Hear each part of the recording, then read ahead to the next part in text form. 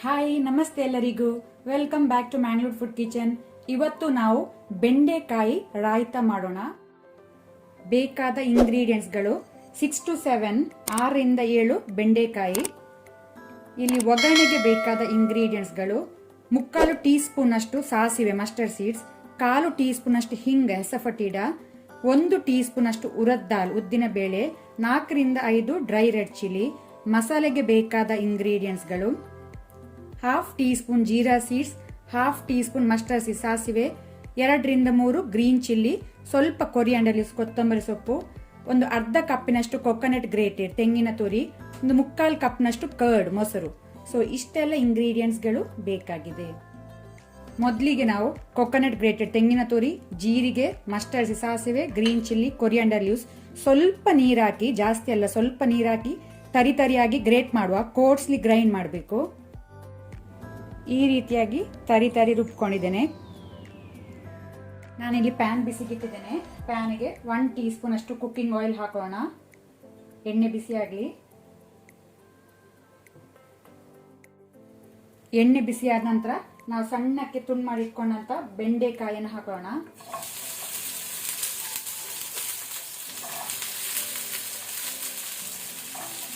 ಈ ರೀತಿ ಸಣ್ಣಕ್ಕೆ ಕಟ್ ಮಾಡ್ಕೊಳ್ಳಿ.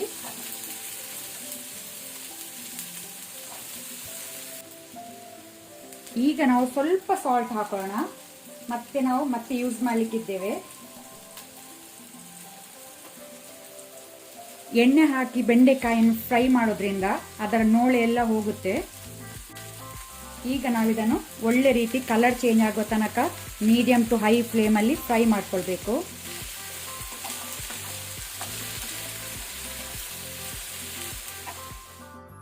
ಇಲ್ಲೀಗ ಬೆಂಡೆ ಒಳ್ಳೆ ರೀತಿ ಫ್ರೈ ಆಗಿದೆ, ಸಾಕು. ಗ್ಯಾಸ್ ಆಫ್ ಮಾಡಿ ಇದನ್ನು ತಣ್ಣಗಾಗಲಿಕ್ಕೆ ಬಿಡುವ. ನೀವು ಯಾವುದಾದ್ರೂ ಒಂದು ಮಿಕ್ಸಿಂಗ್ ಬೌಲ್ ತಗೊಳ್ಳಿ. ಸೊ ಅದಕ್ಕೀಗ ಕರ್ಡ್ ಮೊಸರು ಹಾಕೋಣ.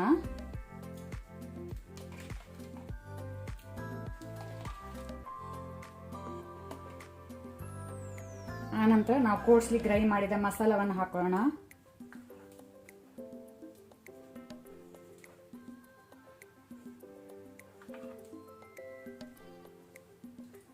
ಸ್ವಲ್ಪ ಸಾಲ್ಟ್ ಉಪ್ಪು. ಈಗ ಇದನ್ನು ನಾವು ಒಳ್ಳೆ ರೀತಿಯೊಮ್ಮೆ ಮಿಕ್ಸ್ ಮಾಡ್ಕೊಳ್ಳುವ.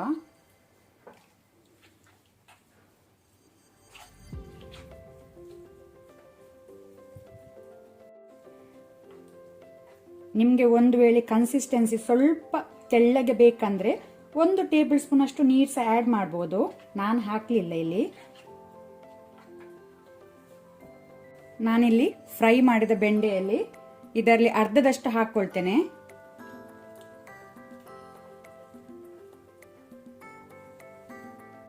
ನೀವು ಸರ್ವ್ ಮಾಡುವಾಗ ಆ ಟೈಮ್ಗೆ ಮಿಕ್ಸ್ ಮಾಡಿ ನೀವು ಸರ್ವ್ ಮಾಡಿ. ಜಾಸ್ತಿ ಹೊತ್ತು ನೀವು ಇಟ್ಟರೆ ಬೆಂಡೆಕಾಯಿ ಮಿಕ್ಸ್ ಮಾಡಿದಂತ ಸ್ವಲ್ಪ ಹುಳಿ ಆಗೋ ಚಾನ್ಸಸ್ ಉಂಟು. ಅದಕ್ಕೋಸ್ಕರ ನಾನು ಈಗ ಎಷ್ಟು ಬೇಕು ಸೊ ಅಷ್ಟನ್ನು ನಾನೀಗ ಮಿಕ್ಸ್ ಮಾಡ್ತಾ ಇದ್ದೇನೆ.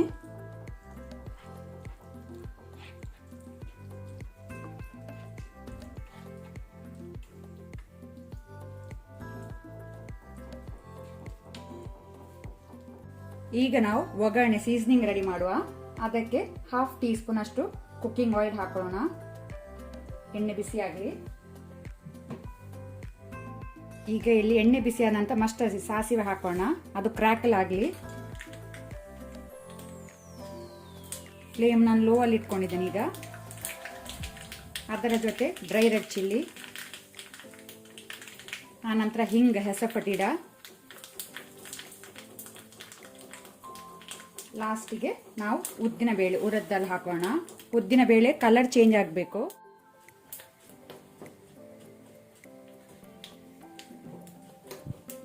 ಈಗ ನಾವು ರೆಡಿ ಮಾಡಿದ ಸೀಸನಿಂಗ್ ಒಗ್ಗರಣೆಯನ್ನು ಇದರ ಮೇಲೆ ಹಾಕೋಣ. ಅಲ್ಲಿಗೆ ನಮ್ಮದು ಬೆಂಡೆಕಾಯಿ ರಾಯಿತ ರೆಡಿ ಆಗಿದೆ ಸರ್ವ್ ಮಾಡಲಿಕ್ಕೆ.